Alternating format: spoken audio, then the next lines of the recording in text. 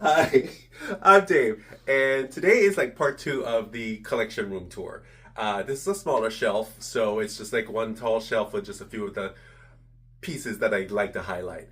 And I just always like pairing them right here every morning that I come down, or in the afternoon when I come down and for the meeting room, I'm greeted by these wonderful Tom Whalen prints. This is Roger Rabbit, absolute favorite, and Monsters Inc. I mean, these are, I want to say, irreplaceable. I mean, he hand signed them and did those. These were the artist proof, and I got these framed years ago. But anyway, I love having them on the wall, greeting us as we come down into the meeting room. I think they're wonderful. So anyway, this is my second favorite cabinet shelving that I have. So it greets me as I come down. Let's open it up. And I have a long history of anime, and I really got attached to Pokemon. So I got a lot of the Pokemon figures.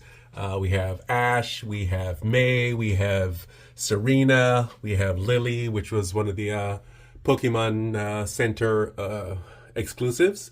And we have, I can't remember her name, but she was something new, but she has that Jigglypuff She's thing. not Jigglypuff. It's not Jigglypuff, but she's somebody, something jiggly. I used to know her. Yes, but this is like Rowlet and Cosmog and Snivy, and then of course there's Pikachu back there. You know, these are some of the animated figures. I really wish... That's a Pikachu. That is a Pikachu. Is there one? Yes, it's pink. So I really wish that they'd done some of the more of the original characters like Brock and Misty and Jesse and James. But, Ash was... I kept collecting these, hoping that they would go ahead and bring more out. But instead, they sort of moved forward to the newer levels, like the ones that were in the video games. And they were still cute, so I collected in the hopes that I would get some of the ones that I wanted. But this Lily is really beautiful. Just the detail, the translucent skirt on her, the big hat, and Cosmog in her purse. It is really well done. And I think those were Pokemon Org exclusives. But yeah, that's like the top shelf, where the lights are on, and they look fun and very lighthearted. It just takes me back to the time of waking up on Saturday mornings and watching Pokemon on what was our version, Channel 17, the CW, which is the CW now. I just love that. But then we go down to the second one, which is one of my first DC comic loves, Harley Quinn. Everybody loves Harley Quinn. I love a classic Harley Quinn costume, the one where she's in a jester outfit with the little tails and everything. But I mean, there are many iterations of her right now, but I have a few. This is by Art Germ. This is a Sideshow premium format piece.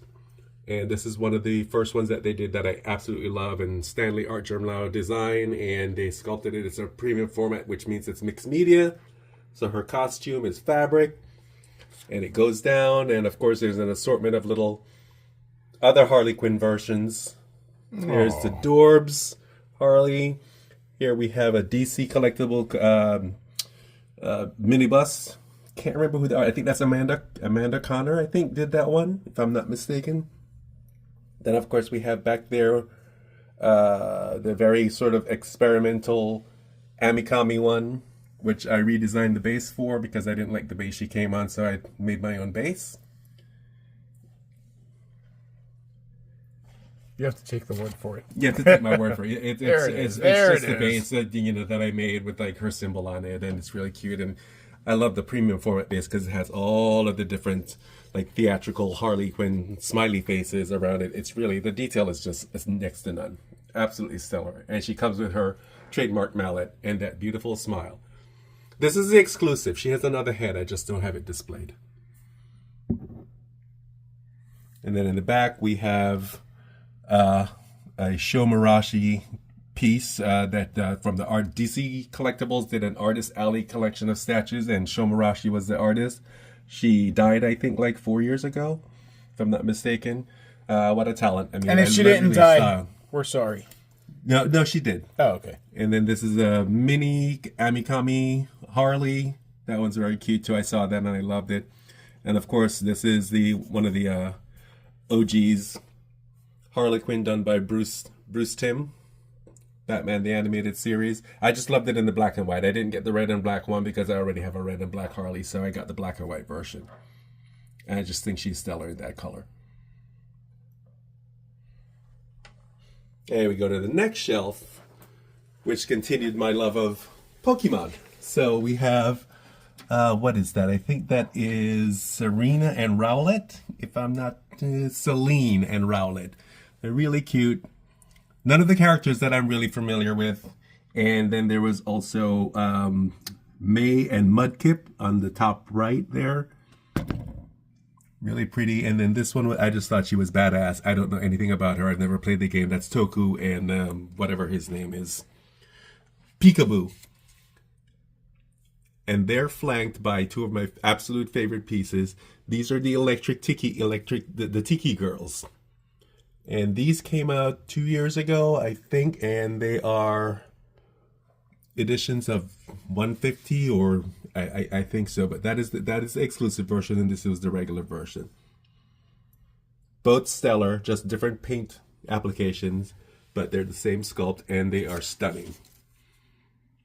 They remind me of the Flintstones. You do. Wilma and Betty. Wilma and Betty. And then on the bottom, we have my favorite villainess, Poison Ivy. And this is another Stanley Art Germ piece. Very curvy, very bodacious. This is a Sideshow premium format. I don't think there's any mixed media on this one. This is straight up sculpting. And just the detailing on everything, I opted for the flesh color one because I just thought it was a nice contrast with the green colored legs and the red here. I thought it was just stunning. Beautiful face. The lips are great. And her killer plants are just gruesome looking. Love it. And in the back we have a DC Collectibles mini bust. I've tried to part ways with most of my mini busts, but there are just certain ones that I just can't get away from. And I just absolutely love what they did. And I don't think they'll be replicated in any other format that comes close to that. And I just love it.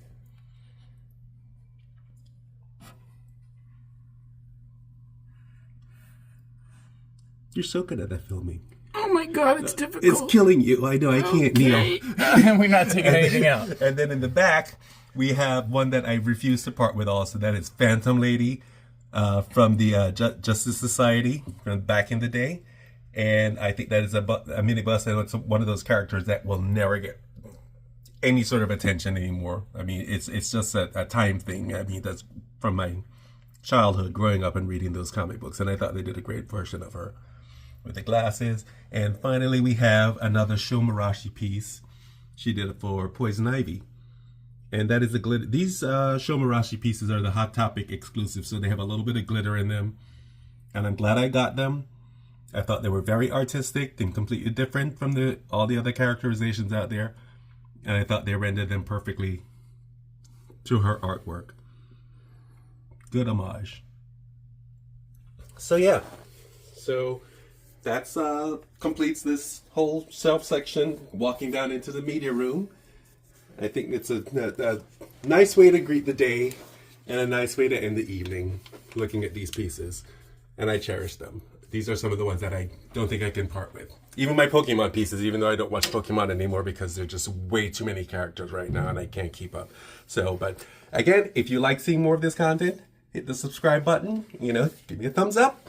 I like seeing those thumbs up. And if you have anything to say, if you have any comments on some of your favorite Pokemon pieces, or if you think I'm missing one or I should get one, let me know. All right, thank you, and I'll see you on the next collection video. Bye.